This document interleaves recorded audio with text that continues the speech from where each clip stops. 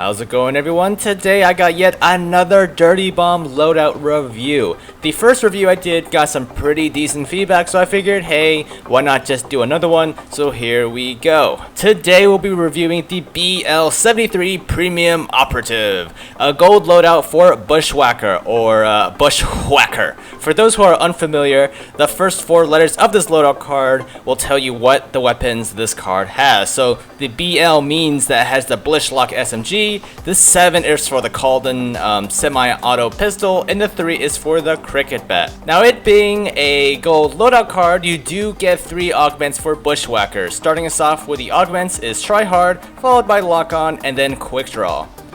So for the BL73, you get the Bushwhacker SMG for the primary weapon. While it is technically an SMG, it's gotta be one of the slowest firing automatic weapons. However, it is compensated for this by its high damage output. For those who have ever played Planetside 2, this sort of reminds me of the Cyclone SMG for the new conglomerate. Anyways, for the damage, the Bushwhacker will be hitting at a maximum of 18 damage body shots, which is 36 damage headshots, but at a rate of 401 RPM. Which is even slower than Fracker's LMG and only about 40 rounds per minute faster than the Dryce AR, which is of course a semi-automatic.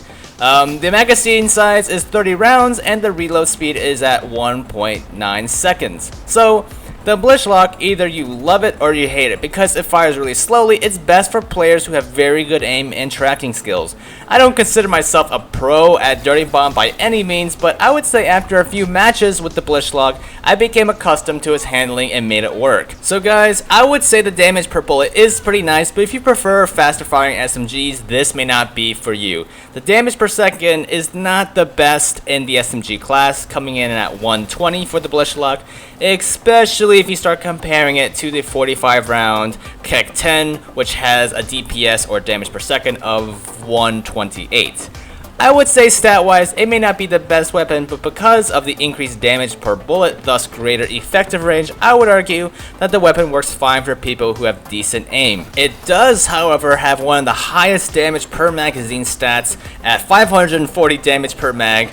This beats shotguns, but it loses to a few guns like the LMGs, but you know, the LMGs have 50 rounds in the mag. I'm not exactly sure how useful this stat is, but it's perhaps worthwhile noting. It comes with the reflex sight, which is nice, but for the acquisition dot, it's like a giant green pea. And no, I don't mean the extra commit, I'm talking about like a giant green pea from a pea pod. The P sight is pretty terrible, and I hope they fix it so the dot is a little tighter. If they do, I would argue that this is going to be very nice for aiming down sights at medium to long range. So next up for the secondaries, you have the Golden semi-auto pistol. You get 19 damage per bullet, which is 38 to the head, and max rounds per minute of 361. And magazine size is kind of tiny at 7 rounds, and the reload time is 1.3 seconds. This isn't exactly the kind of pistol you want to depend on if the Bushwhacker runs out of ammo entirely.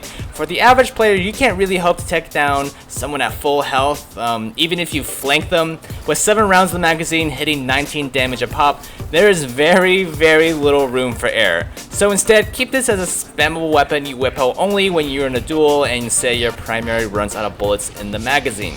The maximum amount of damage you'll be doing with the pistol if you land all the shots at maximum damage range is 133 if you land all body shots. If you land all headshots, that'll be 266. So last but not least is the cricket bat. This is the melee weapon for the loadout. It does 55 damage per swing at a rate of 110 swings per minute. So for the augments, you get 3, and we'll start with Try Hard. This perk is pretty interesting. You get 10 HP per death if you don't get a kill in the previous life. It's a decent perk if you stack up 140 HP if you keep dying a lot. If you're a decent player, you may not get this bonus too often. Most likely you'll probably get, I don't know, 1 stack of this augment, putting you at 120 HP for Bushwhacker. I personally find this augment mediocre at best, but it could be pretty decent depending on the situation. Next up, we have Lock On. This is a perk that apparently gives you 30% reduction in the acquisition time for your turret. Now, I have enlisted our wonderful community mod, Ardes, to help me test this out if it makes a huge difference. As you can see here, we have Ardes dressed up as Rhino running across the street, and we have the turret shooting at him. The difference is not that big, guys. I don't know if it is a bug or what, but it certainly is not 30% faster. With or without lock-on, the acquisition time was so similar that Ardez had the same HP by the time he crossed the street. Finally, we have Quick Draw. Jack over at WTSFM did a review on a loadout that had this perk, but basically what it does is that it increases the speed that your character takes out a weapon if you're switching from something that you're holding.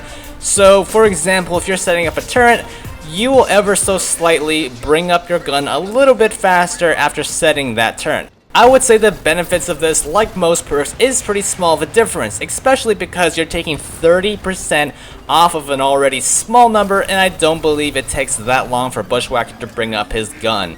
However, if it has any difference, the Engineer class, which is what Bushwhacker is, will benefit the most from it. As you are playing Engineer, you'll be doing a lot of the objectives and setting turns, and being in a situation where an enemy comes out of the corner by surprise isn't an uncommon scenario. Overall, I find the BL73 Premium Operative loadout for Bushwhacker about average. The Bushlock as a primary weapon stat-wise is a little disappointing. I hope they buff it even a little bit for the DPS. Another thing they could do would be to bring the reload speed down a little bit, because it already has a slow rate of fire, small magazine, maybe a reload speed of 1.6 or 1.7 seconds may be good enough of a redeeming factor for this gun.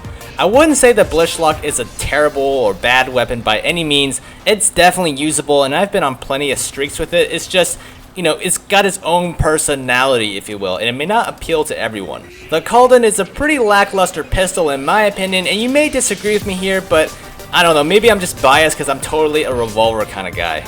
The augments are decent, lock-on and quick draw seem pretty complementary for Bushwhacker's role as the engineer with an automated defense ability. Tryhard is situational, and it does come in handy. The loadout as a whole is decent. I wouldn't say it's a terrible loadout by any means. I mean, it could be worse, guys. I could have gotten something like Pineapple Juggler for Bushwhacker or Cool, which I personally hate. I hate Cool. I do wish this loadout came with something like Steady, which gives you 22% more health for the turns, or maybe even spares, as the Bushlock's ammo count is pretty low by default in my opinion. Guardian Angel would also be nice, as it alerts you when artillery or airstrikes are coming in. Anyways guys, I hope you found this review helpful. Please remember to like and subscribe if you would like to see more of my content. Let me know what you guys think of this loadout, especially the Bushlock. And until next time guys, I'll see you around.